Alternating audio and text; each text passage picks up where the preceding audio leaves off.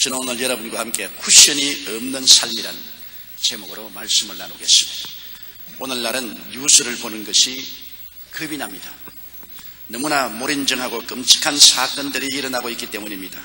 부모가 자식을 죽이고 또 자식이 부모를 죽입니다. 남편이 아내를, 아내가 남편을 죽입니다. 납치하고 강간하고 자살하는 것이 너무나 쉽게 일어납니다. 사람들의 마음속에 사랑과 불쌍히 여김이 사라져 버리고 있습니다. 왜 삶이 이렇게 몰인정하게 되어갑니까? 언젠가 본 영화의 한 장면이 떠오릅니다. 큰 빌딩에 불이 났습니다. 엘리베이터도 썼습니다. 계단은 연기가 꽉찬 굴뚝이 되었습니다. 사람들은 창문에 매달려 구원을 요청하다가 낙엽처럼 떨어져 갔습니다. 소방당국에서는 건물 밑에 대형 쿠션을 설치해 놓았습니다. 떨어지는 사람들이 운 좋게 쿠션 위에 떨어진 사람은 놀라기는 했으나 상처 없이 생명을 구출했습니다만, 쿠션에 떨어지지 않고 아스팔트에 떨어진 사람들은 박살이 나고 휘투성이가 되어 죽어가는 것을 보았습니다. 여러분, 인생도 한 가지입니다. 우리가 이 세상에 살면서 쿠션이 없는 인생을 살면 부딪히고 상처 입고 부러지고 비참하게 됩니다. 그러나 삶에 쿠션이 있으면 여간 충격을 받고 상처를 입어도 그것을 견뎌낼 수 있는 것입니다. 첫째로 우리는 죄책에서의 쿠션이 필요합니다. 최근에 유명 인사가 뇌물 사건으로 투옥이 되고 심적인 모욕감과 좌절을 견디지 못하고 자살한 사건을 여러분께서 매스컴을 통해서 듣고 보고 마음에 큰 충격을 함께 느꼈습니다. 비록 저명한 정치가뿐만 아닌 것입니다. 한국의 저명한 기업인도 그 마음속에 얻은 충격을 이기지 못하고 결국 투신 자살했습니다. 여러분, 작년 우리 한국의 자살자 수가 하루 평균 36명입니다. 그 많은 사람들이 삶의 충격을 견디지 못해서 스스로의 목숨을 끊고 있는 것입니다. 그것은 다가오는 외적인 충격을 극복할 수 있는 힘이 없기 때문인 것입니다. 그러나 그들이 만일 예수님을 알았더라면 예수님은 그들의 충격을 완화시킬 수 있는 쿠션이 되었을 것입니다. 왜냐하면 예수님은 하나님의 아들로서 이 땅에 오셔서 그 자신 말로 다 할 수 없는 모욕과 좌절과 절망을 극복하신 분이신 것입니다. 여러분, 하나님의 아들이 당하신 모욕과 좌절을 한번 생각해 보십시오. 그의 손으로 하늘과 땅과 세계와 그 가운데 모든 것을 지으신 분이요, 만왕의 왕이요, 만주의 주가 되십니다. 그가 지은 인생들이 그를 욕하고 침뱉고 때리고 벌거벗겨서 십자가에 못 박는 그 처참한 멸시와 천대와 모욕을 주님께서는 극복하시고 그 고난을 통해서 인류의 죄를 용서하고 구원하시는 놀라운 모습을 보십시오. 히브리서 12장 2절로 3절에 믿음의 주요 또 온전케 하시는 이 예수를 바라보자. 저는 그 앞에 있는 즐거움을 위하여 십자가를 참으사 부끄러움을 개의치 아니하시더니 하나님 보좌 우편에 앉으셨느니라. 너희가 피곤하여 낙심치 않기 위하여 죄인들을 이같이 자기에게 거역한 일을 참으신 자를 생각하라고 말씀하고 있는 것입니다. 베드로전서 2장 22절로 23절에는 저는 죄를 범치 아니하시고 그 입에 괴사도 없으시며 욕을 받으시되 대신 욕하지 아니하시고 고난을 받으시되 위협하지 아니하시고 오직 공의로 심판하시는 자에게 부탁하셨다고 말한 것입니다. 여러분, 이와 같이 모욕과 좌절과 절망과 고통을 극복하신 예수님은 우리의 모든 형편과 사정을 다 하심으로 예수께서 우리 속에 계시면 우리가 어떠한 좌절과 절망과 모욕을 당해도 이를 능히 극복할 수 있는 큰 위로의 쿠션이 되어주시는 것입니다. 예수님이 위로의 쿠션이 되어주시면 어떠한 충격도 이겨낼 수가 있는 것입니다. 이 예수님이 하나님 앞에서 용서와 사랑의 쿠션이 되어주시기 위해서 지금도 우리를 위해서 기도하고 계신 것입니다. 요한복음 3장 16절을 기억하십시오. 하나님이 세상을 이처럼 사랑하사 독생자를 주었으니 이는 저를 믿는 자마다 멸망치 않고 영생을 얻게 하려 하십니다. 주님은 멸망의 세력도 막아주시고 절망의 세력도 막아주시는 것입니다. 에베소 1장 7절에 우리가 그리스도 안에서 그의 은혜의 풍성함을 따라 그의 피로 말미암아 구속고 죄사함을 받았. 아무리 죄악의 수렁에 빠지고 죄책이 무겁게 누를다 할지라도 견딜 수 없는 고통이 다가온다 할지라도 예수께서 계시면 그 모든 죄책을 이기고 능히 하나님의 용서와 의와 영광을 얻어 승리할 수 있게 만들어주는 것입니다. 로마서 8장 37절 말씀대로 이 모든 일에 우리를 사랑하시는 이로 말미암아 우리가 넉넉히 이기나니라고 말씀하셨습니다. 어떠한 죄인도 하나님 앞에서는 새 사람이 될 수 있습니다. 죄가 없는 의인이 누가 있습니까? 모든 사람이 죄를 범하였으니 하나님의 영광에 이르지 못합니다. 어떠한 사람의 죄는 가슴 속에 감추어지고 다른 사람의 죄는 백일하에 드러났습니다. 모두 다 그러나 하나님 앞에는 하나도 죄를 숨길 수가 없습니다.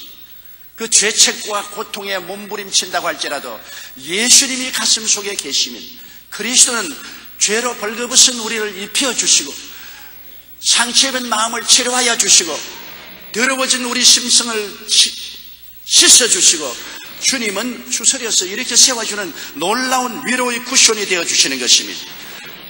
어떠한 죄인도 하나님 앞에서는 새 사람이 됩니다. 고린도후서 5장 11절에 그런즉 누구든지 그리스도 안에 있으면 새로운 피조물이라 이전 것은 지나갔으니 보라 새 것이 되었다. 옛 사람을 벗어버리고 새 사람으로 갈아입을 수가 있습니다. 우리가 옛 사람을 몸에 걸치고 탄식하고 울지만은 주님은 말합니다. 내게로 오너라. 내가 너에게 결단을 내려서 옛 사람은 던져버리고 새 사람으로 만들어 주겠다고 주님께서 말씀하는 것입니다. 에베소 5장 8절에 보면은 너희가 전에는 어두움이었더니 이제는 주 안에서 빛이라 빛의 자녀들처럼 행하라고 말씀하고 있는 것입니다. 벨마 바필드는 1984년 미국에서 사형이 집행된 여제수였습니다. 그녀는 자기 어머니와 약혼자와 그리고 다른 두 사람을 쏘아 죽이는 끔찍한 죄를 저질렀습니다. 벨마가 사형 언도를 받고 감옥에 있는 동안 독실한 크리스찬인 빌리 그라함 목사의 맏딸인 앤 그라함 르츠 부인의 전도로 예수님을 영접하게 되었습니다. 그러나 사형 집행 시간이 가까워지자 벨마 바필드는 자신이 저지른 죄로 인하여 매우 고통스러워했습니다. 자신이 지은 죄는 너무나 크고 끔찍한 죄라서 도저히 용서받을 수 없다는 심적인 고통과 괴로움으로 잠을 이룰 수가 없었습니다. 그녀는 눈물을 흘리며 자신을 전도한 르츠 부인에게 자신의 심경을 털어놓았습니다. 한참 동안 그 이야기를 듣고 물끄러미 바라보고 있던 르츠 부인은 이런 이야기를 했습니다. 벨마, 바닷가를 거니르면서 개들이 들락날락하는 작은 구멍을 모래밭에 뚫은 걸 보았지. 네, 본 적이 있습니다. 그럼 어린애가 모래성을 쌓으려고 파서 생긴 구멍을 본 일이 있나요? 그것도 보았습니다. 벨마는 고개를 끄덕였습니다. 그러면 수로를 넓히기 위해서 기중기로 바닷속 깊이 파는 움푹한 구렁도 보았나요? 예. 그런데 그건 왜 물으시죠? 그러자 르츠 부인은 이렇게 말했습니다. 벨마, 물이 밀려오면 그 구멍들은 어떻게 되나요? 작은 구멍만 없어지고 큰 구멍은 그대로 남나요? 아니죠. 작은 구멍, 어린아이가 모래성을 만들기 위해서 파놓은 구멍, 기중기로서 파헤친 큰 구멍도 다 메꿔버리고 맙니다. 그와 같이 예수님의 보혈의 파도가 한번 쳐오면 적은 죄, 중간 죄, 큰 죄 다 없어져 버리고 마는 것입니다. 물론 당신은 중죄인입니다.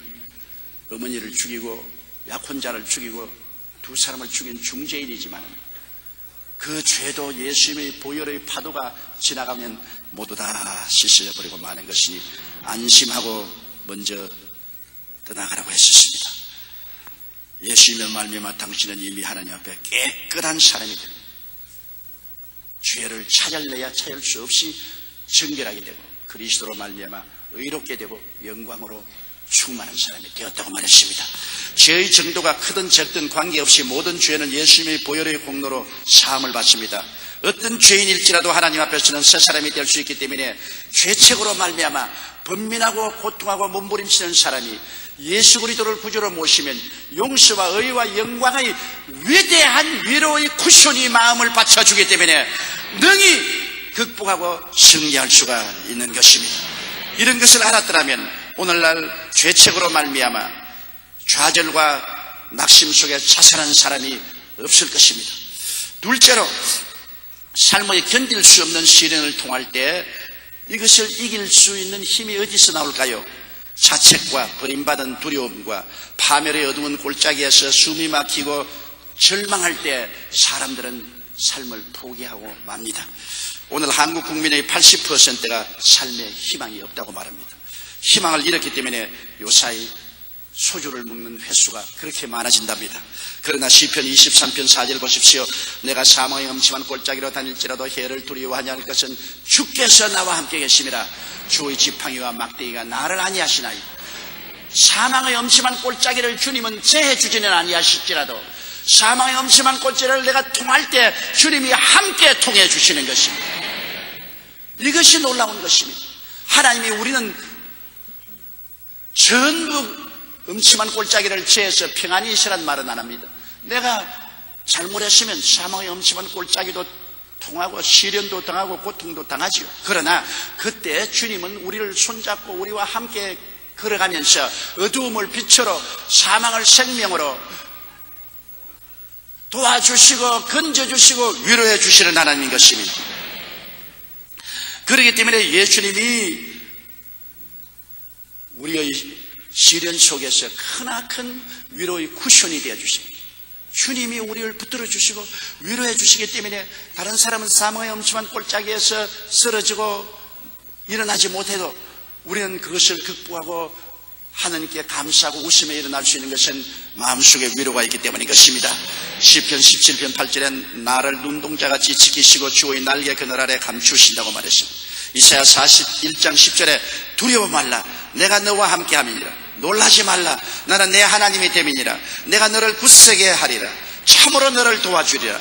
참으로 나의 의로운 오른손으로 너를 붙들리라고 말씀하고 있는 것입니다.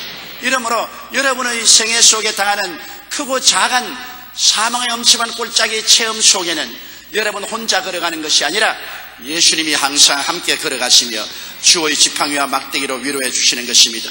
저는 항상 시편 91편 1절과 7절을 외우고 이 말씀을 늘 마음속에 큰 위로로 삼습니다.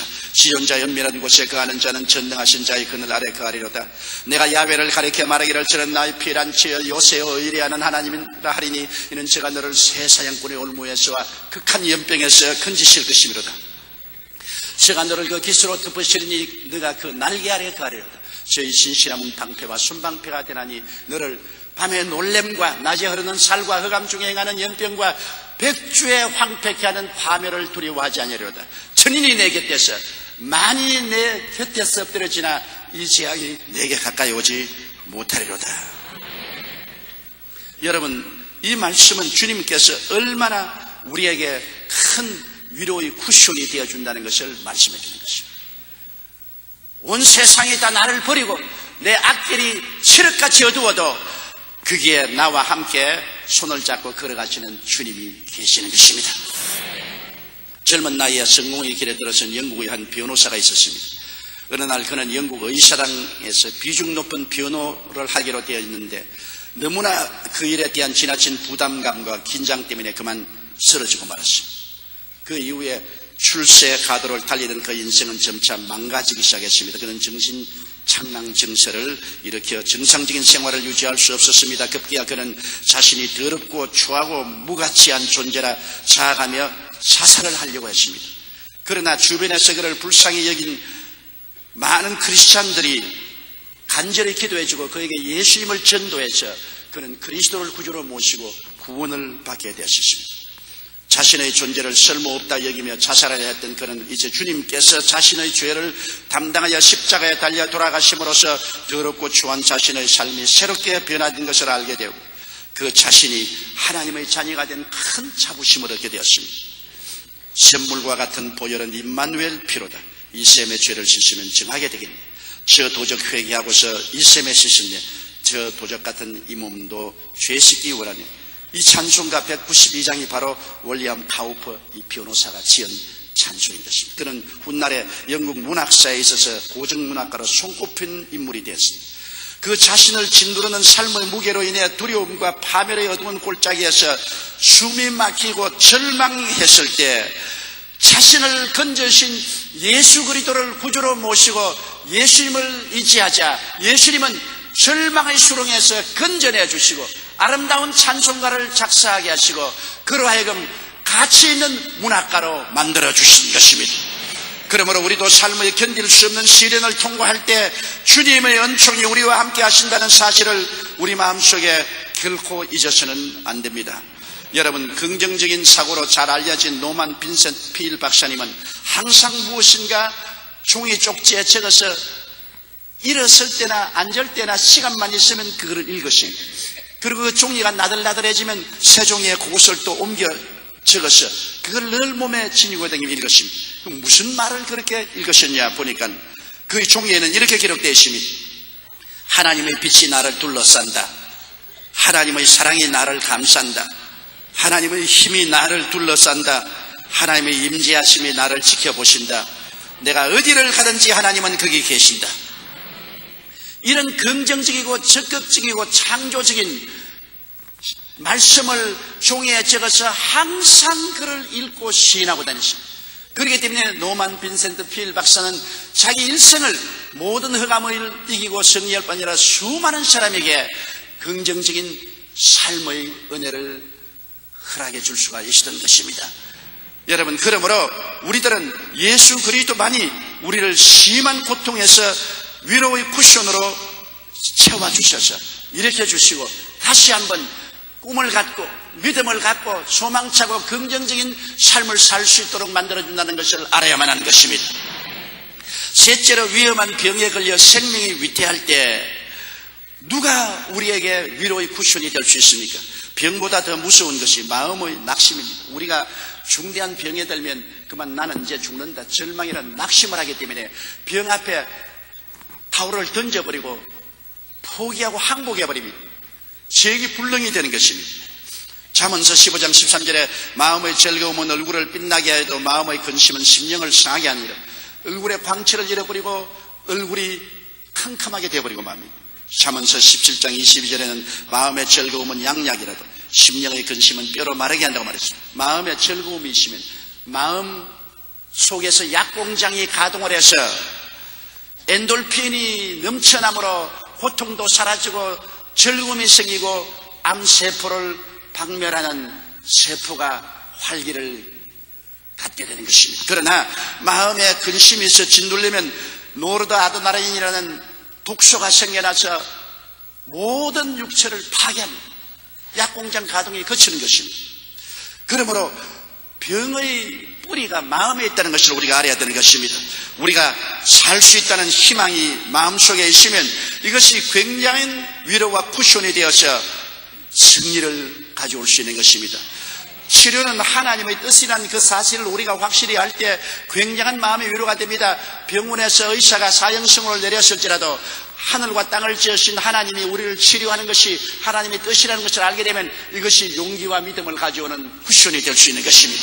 이사야 53장 4절 5절에 그는 실로 우리의 질고를 지고 우리의 슬픔을 당하였거늘 우리는 생하기를 그는 징벌을 받아 싸난께 맞으며 고난을 당한다 하느라 그가 찔리면 우리 허물을 인하며 그가 상하면 우리 죄악을 인함이라. 그가 징계를 받음으로 우리가 평화를 누리고 그가 채찍에 맞음으로 우리가 나음을 입었던 여기에 치료는 하나님의 뜻인 것을 분명하게 보여주십니다. 2000년 전에 이미 예수님은 우리의 연약한 것을 친히 담당하시고 병을 짊어지고 가버렸었습니다. 그러므로 이 말씀대로라면 실제로 여러분 우리는 2000년 전에 이미 고침을 받고 있는 것입니다. 예수님의 사역은 거의 3분의 2가 치료에 있었습니다. 예수님은 회개하라 천국에 갖고 와 하시고 난 다음에 곧장 치료하기 시작하셔서 마지막 겟세마네 동산에서 말고의 귀를 베드로가 칼로서 쳐서 떨어뜨렸을 때 그 귀를 쥐어서 도로 치료해서 붙여준 끝까지 치료의 사역을 하신 것입니다. 히브리서 13장 8절에 예수 그리스도는 어제나 오늘이나 영원토록 동일하다고 하셨으므로 이 예수는 이 자리에 계시며 지금도 치료의 사역을 베풀고 계신 것입니다. 마음에 희망의 쿠션을 안고 있으면 맹렬히 기도하고 싸울 수 있습니다. 내게 희망이 있다고 생각하면 나는 희망을 향하여 전력을 투구해서 싸울 수가 있는 것입니다. 희망이 없다면 포기해버리고 마는 것입니다. 마가복음 16장 17절로 18절에 믿는 자들에게는 이런 표적이 따르니 곧 저희가 내 이름으로 귀신을 쫓아내며 병든 사람에게 손을 얹은 적 나으리라고 말한 것입니다. 주님은 낫는다고 말했지 죽는다고 말하지 않았었습니다. 야고보 5장 15절로 16절에 믿음의 기도는 병든 자를 구원하리니 주께서 저를 일으키시리라. 혹시 죄를 범하였을지라도 사하심을 얻으리라. 이러므로 너희 죄를 서로 구하며 병낫기를 위하여 서로 기도하라. 의인의 간구는 역사하는 힘이 많다고 말했습니다. 기독교 복음에는 구원과 함께 항상 치료가 같이 있다는 것입니다. 예수님은 회개하라 천국이 가까웠다 하시고 병을 고치라고 말했습니다. 천국의 임재는 치료를 가져오는 것입니다. 치료는 천국의 기반이 되는 것입니다. 그렇기 때문에 하늘나라에는 병이 없지요. 오늘 이 땅에 천국이 우리 속에 임하면 치료가 나타나는 것입니다. 오늘 교회와 예배에는 반드시 예수 그리스도의 용서와 치료의 역사가 나타나야만 진실한 예배가 되는 것입니다. 우리 교회 출생하는 자매님의 간증을 들어보세요. 이 자매님은 결혼하자마자 첫 아들을 낳습니다. 아들 소식에 친정 시집할 것이 모두 기뻐 박수를 쳤습니다. 근데 아기가 6개월이 지나면서 감기가 들거나 체하면 경기를 하기 시작했어요. 좀 더 자라면서 괜찮을 줄 알았는데 5살이 지나면서부터는 경기가 간질로 바뀌어졌습니다. 한 달에 몇 번 차례 발작을 일으키는 아들을 볼 때마다 자매님의 마음은 칼로 도려내는 같이 아팠습니다. 아들의 간질병을 고치기 위하여 유명하다는 병원은 다 다녀봤지만 의사들은 아들이 뇌 상처를 입고 있기 때문에 평생 고칠 수가 없다는 절망적인 말만 했습니다. 요란한 사이렌 소리만 들려도 간질을 하고 잘못했다고 야단만 쳐도 영락 없이 발작을 했습니다. 친구들과 울려 놀다가 한 대만 어저 맞아도 발작을 했습니다. 자매는 이 아들이 한평생 이렇게 간질로 발작을 하고 살 바에는 차라리 죽는 것이 좋다고 생각을 했습니다. 그래서 아들과 함께 죽어버릴 작정을 하고 자매님은 많은 수면제를 가지고 와서 다량의 수면제를 자기가 먼저 먹고 그리고 아들에게 수면제를 감기약이라고 속이고 먹이려고 하는데 아들이 팔꿈치로 툭 쳐버리니까 약이 땅바닥에 떨어졌습니다. 그것을 보자 다시 약을 주어서 아들에게 먹일 수 있는 용기가 없었습니다. 자매님 혼자 쓰러졌습니다. 죽음 후 식구들은 자매님이 수면제를 먹은 사실을 알았고 서둘러 자매님을 병원으로 옮겨 입원을 시켰습니다. 입원해 있는 동안 자매님은 꿈을 꾸었는데 꿈에 하얀 옷을 입은 분이 나타나서 자매님에게 묻는 것입니다. 내 아들의 병을 고칠 수 있다면 똥 한 바가지라도 먹을 수가 있겠느냐? 그 말을 들은 자매님은 네, 정말 똥 한 바가지를 먹고 병이 낫는다면 기꺼이 먹겠습니다 하고 대답했습니다. 그 흰옷 입은 분이 다시 정말 내 아들이 낫는다면 똥을 먹겠느냐? 아들을 위해 한 드럼의 똥이라도 먹으라면 먹겠느냐? 그렇게 묻다 자매님은 네, 아들의 병만 낫는다면 똥을 먹다 죽더라도 먹겠습니다. 결사적으로 대답했습니다. 그러자 그분은 좋다. 내가 아들을 위해 그만한 각오를 했다면 주 예수를 믿어라. 그리고 사라졌습니다. 그 꿈을 깨고 나자 자매님은 마음의 아이의 간질병을 고칠 수 있다는 큰 희망이 생겨났습니다. 병원을 퇴원한 자매님은 주일이 되자 곧장 교회를 찾아갔는데 그 교회가 바로 여의도 순복음교회였습니다. 예배에 출석한 자매님은 예수님이 십자가에 달려서 우리의 모든 저주와 질병을 청산했다는 말씀을 들었습니다. 그런데 설교를 마친 후에 제가 그러더랍니다. 오늘 간질병을 앓는 어린 아들을 데리고 온 자매님이 있는데 이 시간에 하나님이 긍휼히 여기사 그 간질병을 고쳤습니다. 그는 할렐루야 감사합니다고 하나님 앞에 그것을 받아들였습니다.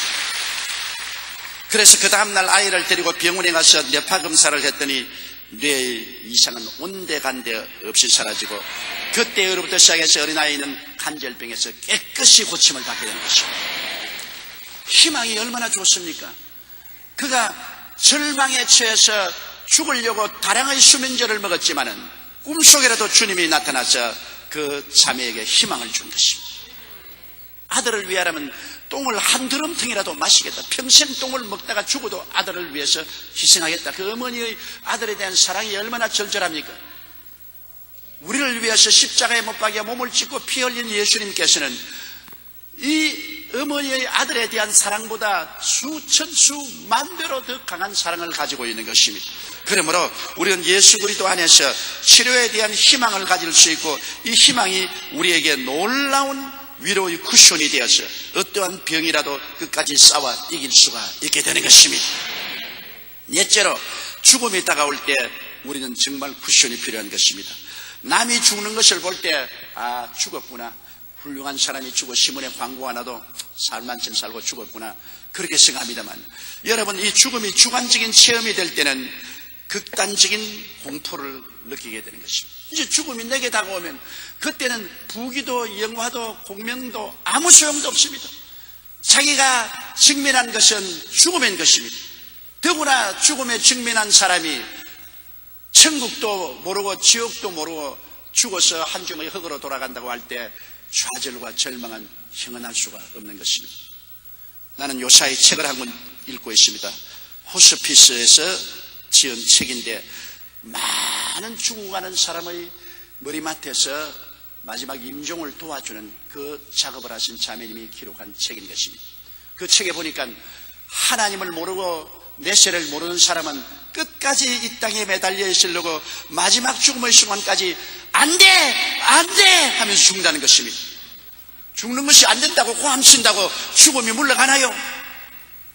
마지막 이 땅에 매달려 있는 사람은 이 땅을 잃어버릴 때 아쉬워서 눈물을 펑펑 쏟으며 몸부림치고 발부둥치면서 죽어요. 그러나 내세를 아는 사람들은 죽음을 한 여행으로 생각하고 가족들 다 모아놓고 나 먼저 가니 뒤에 오라, 먼저 가서 기다리겠다. 또 보내는 사람도 먼저 가시라고, 안심하고 먼저 가시라고, 우리 뒤에 곧장 따라가겠다. 서로 잘 있거라, 잘 가거라, 이와 같은 대화를 나누고 편안히 눈을 감는다는 것입니다. 우리는 예수님이 구주시요 우리와 함께 한다는 지식을 가지고 있기 때문에 죽음을 때 굉장한 위로의 쿠션이 되는 것입니다. 요한복음 14장 1절로 4절에 너희는 마음에 근심하지 말라. 하나님을 믿으니 또 나를 믿으라. 내 아버지 집에 거할 곳이 많도다. 그렇지 않으면 너희에게 일렀으리라. 내가 너희를 위하여 처소를 예비하러 가노니 가서 너희를 위하여 처소를 예비하면 내가 다시 와서 너희를 내게로 영접하여 나 있는 곳에 너희도 있게 하리라. 내가 가는 곳에 그 길을 너희가 알리라. 누가 이런 말을 해줄 수가 있습니까? 죽는 우리에게 누가 이런 담대한 말을 할 수 있습니까? 예수님께서 내가 너를 위해서 저 건너편 세상에 처소를 예비하러 가노니 처소를 예비하면 다시 와서 나 있는 곳에 너희도 함께 있게 하겠다고 약속하신 것입니다. 하늘과 땅을 지으신 하나님의 약속인 것입니다. 우리를 너무 사랑하사 우리를 위해서 몸짓고 피 흘려 주신 예수 그리스도의 언약인 것입니다. 이런 언약을 가지고 있는 우리들은 죽음의 마지막 순간에 얼마나 큰 위로의 쿠션을 가지고 있지 않습니까? 죽음을 이길 수 있지 않습니까? 천국의 소망이 죽음을 당한 우리에게 큰 위로의 쿠션이 되어주시는 것입니다. 고린도후서 5장 1절에 만일 땅에 있는 우리의 장막집이 무너지면 하나님께서 지으신 집 곧 손으로 지은 것이 아니요 하늘에 있는 영원한 집이 우리에게 있는 줄 안다고 말했습니다. 이 장막집은 무너져요. 앞서거니 뒤서거니 무너진다고요. 그러나 손으로 짓지 않은 영원한 집이 있기 때문에 낡은 집 무너지고 더 좋은 영원한 새 집으로 들어가는데 얼마나 기쁨이 충만하겠습니까? 바울은 고린도후서 5장 8절로 9절에 말하기를 우리가 담대하여 원하는 바는 차라리 몸을 떠나 주와 함께 거하는 그것이라. 그런지 우리는 거하든지 떠나든지 주를 기쁘시게 하는 자 되기를 힘쓰노라. 빌립보 1장 24절에 바울은 말하기를 떠나서 그리스도와 함께 있을 욕망을 가진 이것이 더욱 좋다고 말합니다. 바울 선생은 셋째 하늘에 올라갔다 내려온 체험을 한 이후에 죽음은 그에게 하나의 통과하는 과정에 불과했습니다. 두려움의 대상이 되지 않았습니다. 차라리 이 땅에서 고생하느니 떠나서 그리스도와 함께 있을 욕망이 더 좋다고 말한 것입니다. 그뿐 아니라 먼저 앞서 보내는 가족이나 친지들도 그리스도 안에서 소망을 가지고 떠나는 분을 바라볼 때 다시 만날 수 있다는 소망이 얼마나 큰 위로의 쿠션이 되는지 모릅니다. 지금 떠나면 이제 영원한 이별이라고 생각할 때 마음에 슬픕니다. 더구나 사랑하는 사람이 앞서 떠나고 다시는 만나볼 수 없다고 생각할 때 그 마음의 고통과 괴로움은 어떠하겠습니까? 그러나 우리가 하나님 나라에 대한 지식을 가지고 있는 사람은 지금 잠시 떠나나 영원히 만날 것이라는 위로의 약속이 있기 때문에 마음의 쿠션이 되는 것입니다. 데살로니가전서 4장 13절로 14절에 형제들아 자는 자들에 관하여는 너희가 알지 못함을 우리가 원치 아니하노니 이는 소망 없는 다른 이와 같이 슬퍼하지 않게 하려니라. 우리가 예수의 죽었다가 다시 사심을 믿을진데 이와 같이 예수 안에서 자는 자들도 하나님이 저와 함께 데리고 오시리라. 소망 없는 다른 이와 같이 슬퍼하지 말라. 하나님께서 데리고 우리를 마중하러 오신다고 말씀한 것입니다. 그러므로 만날 소망의 쿠션이 되어 있는 것입니다. 대전도자였던 무디 선생이 죽음의 날이 임박한 것을 예감하고 자신의 곁에 모인 친구들에게 이렇게 말했습니다. 어느 날 신문에 노스필드의 무디가 죽었다고 하는 기사를 읽거든 그 사실을 믿지 마십시오. 그때는 지금의 나보다 더 확실하게 살아있을 것입니다. 흙으로 지은 옛집에서 나와서 더 높고 영원한 집, 죄악이 접근하지 못하고 더럽힐 수 없는 영광스러운 몸을 입고 더 높은 곳에 있을 것입니다. 내 육신은 1837년에 태어났고 영혼은 1856년에 거듭났습니다. 육신은 죽을 것이나 성령으로 난 것은 영원히 살 것입니다. 무디 선생은 소천하기 전에 잠깐 천국의 영광을 보았습니다. 그는 잠에서 깨어나며 말하기를 세상을 떠나지만 천국이 내 앞에 열립니다. 이것이 죽음이라면 얼마나 아름다운 것인가.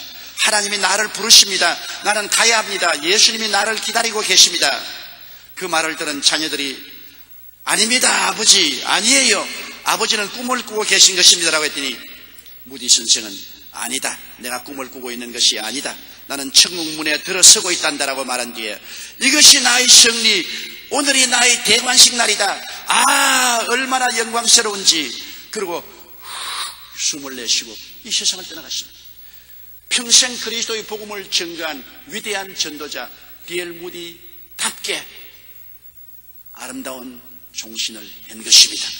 무디 선생은 하늘에 있는 영원한 집을 바라보며 이 땅을 떠났습니다. 사람은 누구나 죽음을 맞이합니다. 육신의 죽음을 맞이하는 순간 예수 그리스도를 믿는 우리 크리스천은 육신을 벗어날 때 당하는 불안과 공포와 좌절과 슬픔을 능히 이길 수 있는 은혜의 쿠션이 있습니다.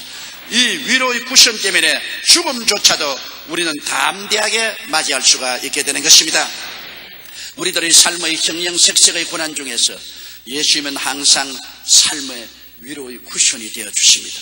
주님을 사랑하고 믿고 말씀 속에 살면 예수님이 주시는 위로의 힘으로 모든 고난을 이기고 나갈 수 있습니다. 예수를 믿는다고 해서 고난이 안 다가오는 것은 아닙니다. 안 믿는 사람과 똑같이 우리는 모든 시련과 환난과 고난을 당합니다만 우리는 그 고난을 이길 수 있는 쿠션이 있습니다. 여간한 충격이 와도 그를 능히 감당할 수 있는 쿠션이 우리 속에 있습니다. 그분이 바로 예수 그리스도인 것입니다. 우리가 사방으로 우겨삼을 당하여도 쌓이지 아니하고 답답한 일을 당해도 낙심하지 아니하고 핍박을 받아도 버림받지 아니하고 끄꾸러뜨림을 당하여도 망하지 아니하는 놀라운 그리스도의 쿠션과 위로가 우리 속에 있기 때문에 그리스도 안에 있으면 당당하게 우리는 현실을 극복하고 이겨나갈 수가 있는 것입니다. 다 같이 고개시켜 기도드리겠습니다. 사랑이 많으시고 거룩하신 하나님 아버지, 예수님 없이 인생을 산다는 것은 아무런 쿠션 없이 맨땅에 내동댕이 치는 것과 같사옵니다. 아버지, 아무 보호장막이 없이 내동댕이 치면 상처가 되고 피투성이가 되고 뼈가 부러지고 죽기도 하는 것입니다. 그러나 예수님이 우리의 영육간의 쿠션이 되어주셔서 위로의 큰 은혜로 감싸주심을 감사합니다. 그리스도 안에서 우리는 내동댕이 쳐도 일어나고 짓밟혀도 일어나고 버림을 받아도 일어납니다. 그리스도가 주는 위로로 우리는 모든 일을 이길 수 있사오니 감사합니다. 환난이나 공고나 적신이나 위험이나 기근이나 죽음이냐 칼이랴, 이 모든 일에 우리를 사랑하신 이로 말미암아 우리가 넉넉히 이긴다고 말씀하신 것을 알게 도와주시옵시고, 이 예수를 품에 품고 우리가 주님의 위로로 살고 또 위로가 없는 사람에게 그리스도를 전달할 수 있는 우리들이 되게 도와주시옵소서. 예수님 이름으로 기도드리옵나이다. 아멘.